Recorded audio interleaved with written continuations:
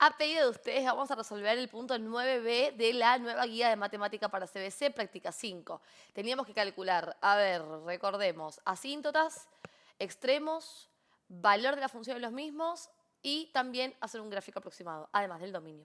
Bueno, vamos a arrancar por el dominio. Siempre arrancamos por el dominio. Vamos a pedirle al denominador x menos 1 al cuadrado que sea distinto de 0.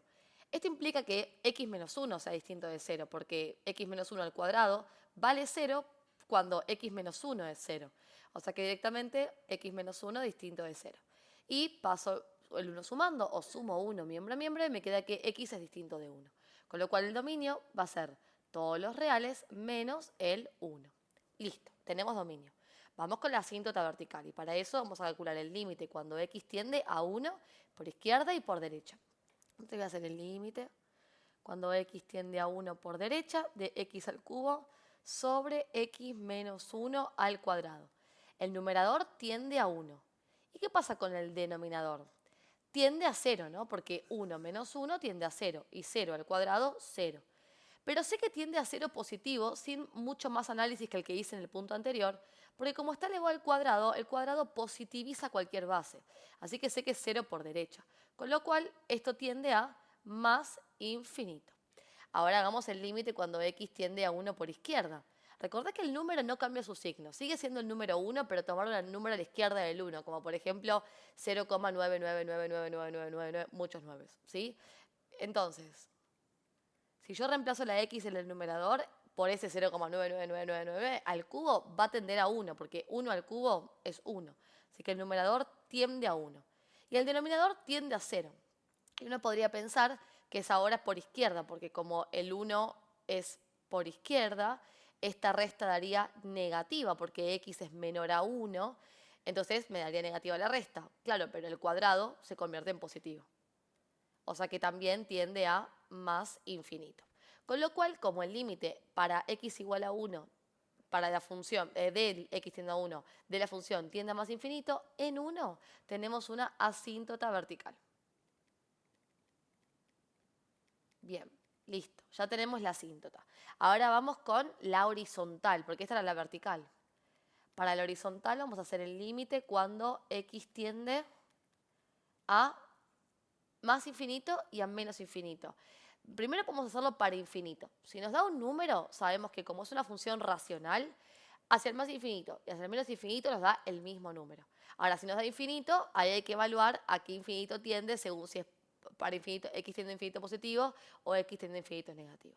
Entonces, vamos a hacerlo genérico. Tenemos x al cubo dividido x menos 1 al cuadrado.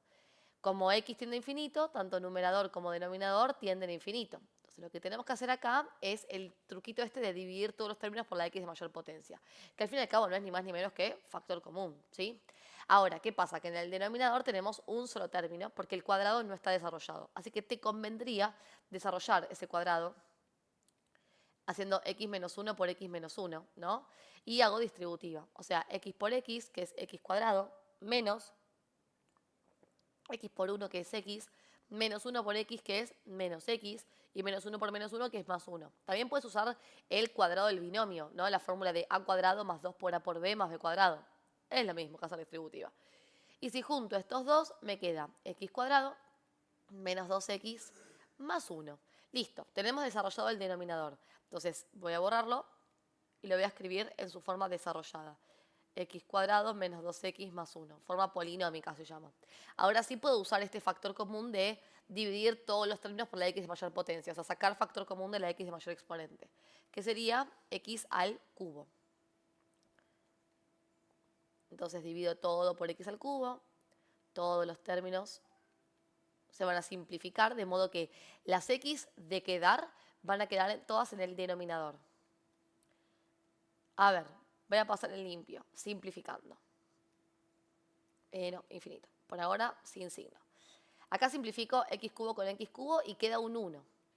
Después acá puedo simplificar x cuadrado con 2x del denominador, así que me queda una x en el denominador. Y arriba, que no queda nada, un 1. O sea, quedaría 1 sobre x. Después acá tenemos una x para simplificar del numerador con una del denominador, así que me queda el denominador como x al cuadrado. Así que resto 2x al cuadrado.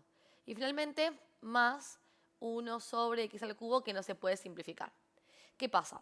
El numerador tiende a 1, el denominador tiende a 0, porque recordad que cuando la x tiende a infinito en el denominador, toda la fracción tiende a 0, tiende a 0, tiende a 0. Así que esto me queda en el denominador, tiende a 0. ¿A qué tiende este límite? A infinito. O sea, yo puedo asegurar que no existe asíntota horizontal para esta función, ni para izquierda ni para derecha.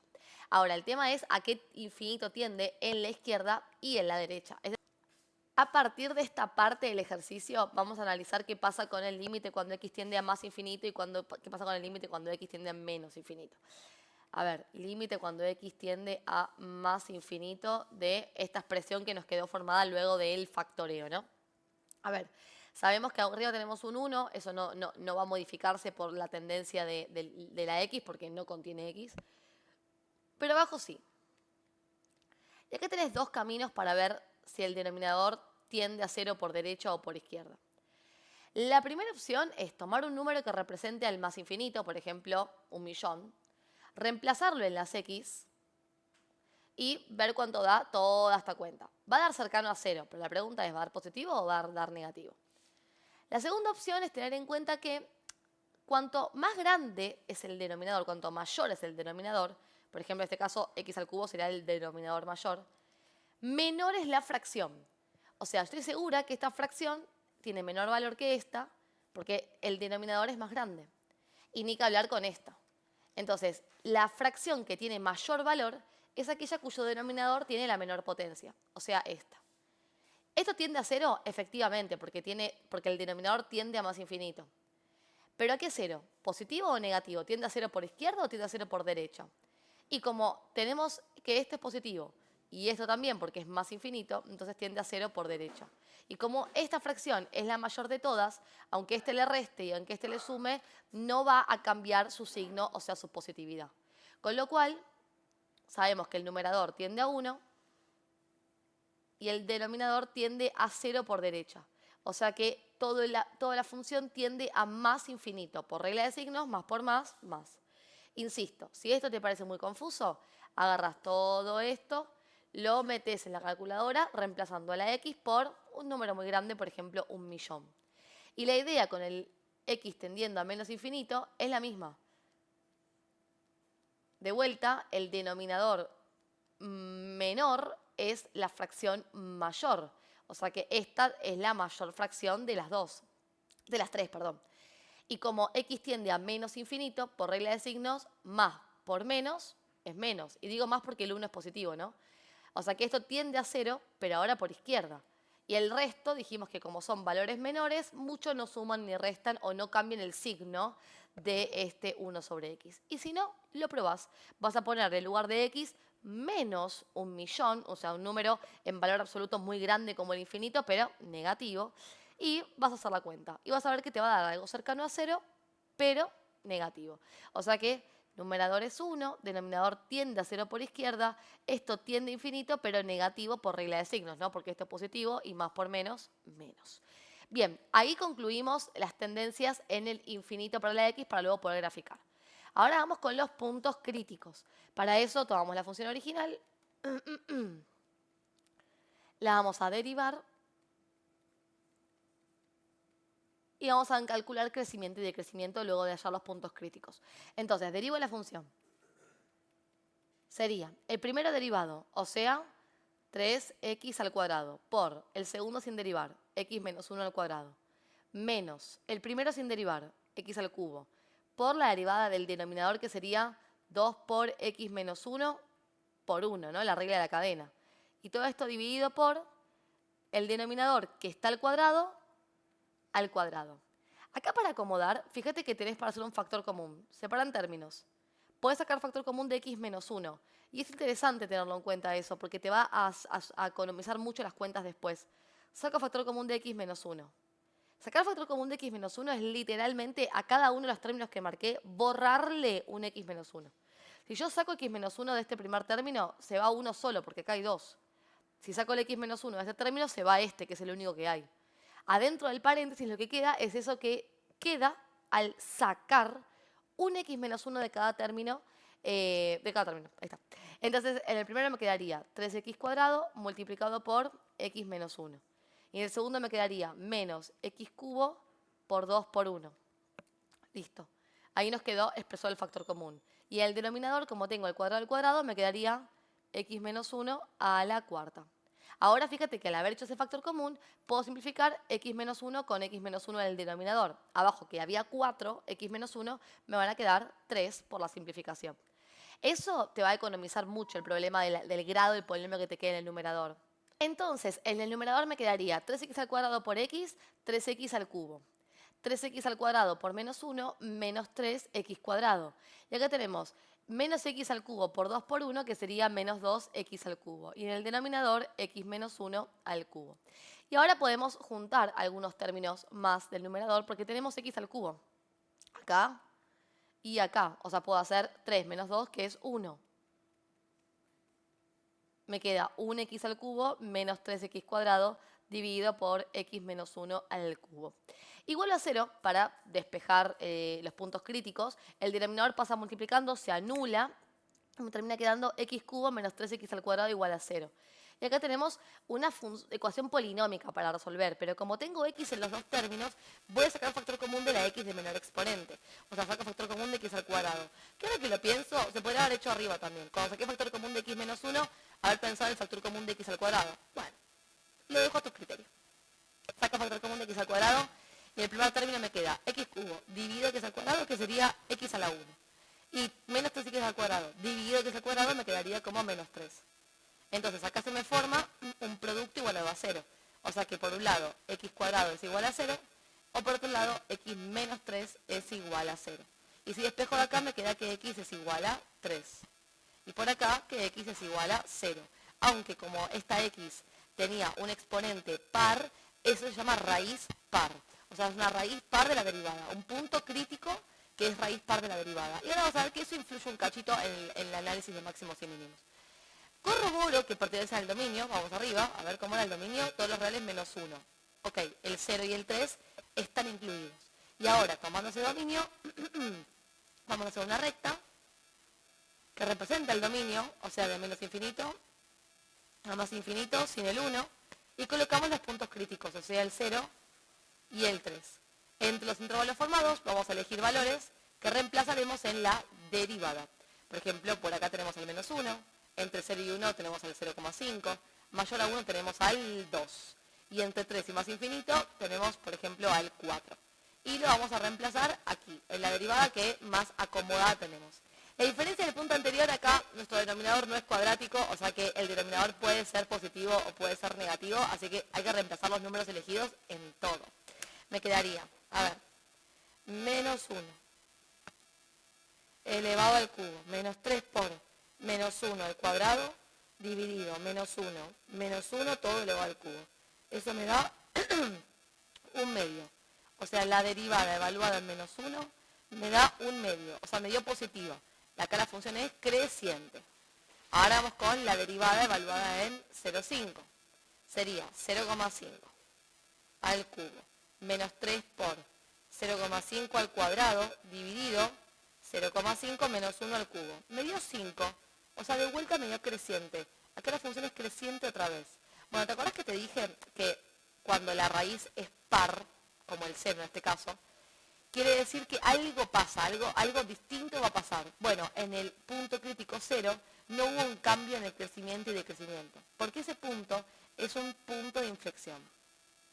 Un punto donde cambia la concavidad de la función, pero no cambia el crecimiento o decrecimiento.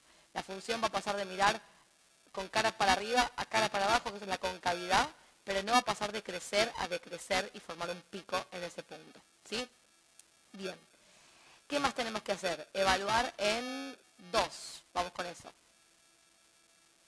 Sería entonces 2 elevado al cubo, menos 3 por 2 al cuadrado, dividido 2 menos 1 al cubo, que bueno, eso es 1, ¿no? Me queda menos 4. Acá sí, decrece. Y ahora, ¿qué pasa con el 3? Con el 4. A ver, reemplaza por 4. 4 al cubo, menos 3 por 4 al cuadrado, dividido 4 menos 1. Y esto me da 16/27. O sea que como dio positivo, ahí crece. Ojo con los máximos y mínimos, porque en 1 nos dio un pico para arriba, pero recordemos que ahí no puede haber máximo ni mínimo, esto es una asíntota vertical. En 0 vemos que no hay cambio de crecimiento y decrecimiento, así que tampoco es máximo o mínimo. El único punto crítico es el 3.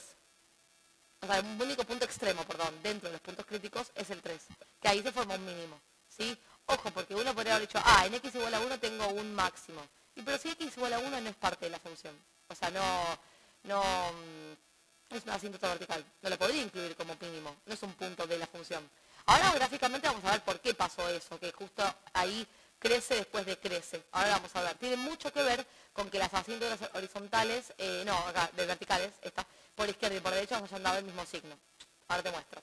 Bien, entonces, hay un mínimo local en x igual a 3. Vamos a reemplazar a la función original por 3. La función original que era esta de por acá.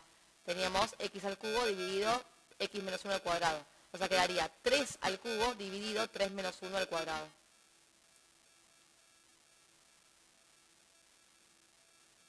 A ver cuánto da esto. 3 al cubo dividido 3 menos 1 y todo al cuadrado. Me queda 27 cuartos. Que a la hora de graficar, lo voy a graficar en el punto 6,75, que es el decimal que lo aproxima. Así que acá tenemos el mínimo en el punto, vamos a ver, bajo un poquito, en el punto 3, 27 cuartos. Bien, ¿y qué me estaría faltando calcular? Analizar crecimiento y decrecimiento. Bueno, ¿crece en qué intervalos? Que crece de 0 a 1, que dio derivada positiva, unión de 3 a más infinito. Este es el conjunto de crecimiento. Y decrece en los intervalos donde la derivada dio negativa. Me faltó un conjunto, mira, me faltó el primero. De menos infinito a 0. Ahí también crece. Así que son 3 intervalos unidos entre hilos que forman el conjunto de crecimiento. Y solo decrece en el 1, 3. Ahí estamos. Ahí tenemos el análisis. Y ahora vamos con el gráfico. Voy a poner renglones para eso. A ver, acá. Bien, para graficar vamos a marcar a la asíntota vertical en x igual a 1. Ahí está. El gráfico, recordad que es aproximado, porque falta información como para hacer un gráfico exacto de esta función. Digo por las alturas que voy a tomar ahora, que puedo tomarme algunas licencias a la hora de marcar los valores de i, porque ya este 6,75 del mínimo ya no me entra en el gráfico, si lo hago de 2 en 2 cuadraditos. Bien, si vos querés hacerlo bien, habría que tener en cuenta eso, ¿no? Que hay que marcar el 6,75 en el eje y a la altura de 6 unidades hacia arriba. Bien, ¿qué marcábamos también? Marcábamos los límites. Si el límite daba 1 por derecha más infinito, 1 por izquierda más infinito, ¿qué hacíamos? Lo tomábamos como punto. Decíamos, me paro a la izquierda del 1 y lo uno con el infinito de la i. Me paro a la derecha del 1 y lo uno con el infinito de la i también. El infinito positivo en los dos casos porque así nos dio el límite. Después, cuando hicimos los infinitos, cuando x tiende a más infinito y a menos infinito, justo la imagen da exactamente los mismos infinitos. O sea, por derecha tiende a más infinito y por izquierda tiende a menos. Así que sería, cuando x tiende a más infinito, o sea, a la derecha de la x, la función tiende a más infinito también. ¿Ves lo que hice? Uní el infinito positivo de la x con el infinito positivo de la y. Y ahora vamos a hacer lo mismo con el negativo. Acuérdate que estos puntos, como te expliqué en el punto anterior, en realidad no son puntos, son referencias para ver por dónde va a pasar la función. Y acá lo mismo, menos infinito de la x con menos infinito de la y, los vamos a unir. Y ahí marcamos otro puntito de referencia para ver por dónde tiene que pasar la función. Esto me lo dijeron los límites de las asíntotas horizontales. Y ahora nos falta marcar el mínimo, que era 3 para x y 27,6 para... 6,75 para y, 27 cuartos era. 3 para x lo tenemos por acá. 1, 2, 3. Y 27 cuartos te dije que le voy a marcar aproximadamente. Ponele que está acá, el 6,75. Y vamos a marcar ahí un puntito. Muy bien. Bueno, y ahora que tenemos marcados los puntos importantes, lo que pudimos calcular con la información que conocemos, vamos a unir los puntos marcados. Entonces, yo uniría estos tres. Y viste que en 0 la función tenía algo, ¿no? O sea, dijimos que se llamaba punto de inflexión, eso no lo usamos tanto en esta materia. Lo que me gustaría calcular en 0 es por dónde pasa, por lo menos para marcarlo, y te voy a decir cómo se grafica un punto de inflexión.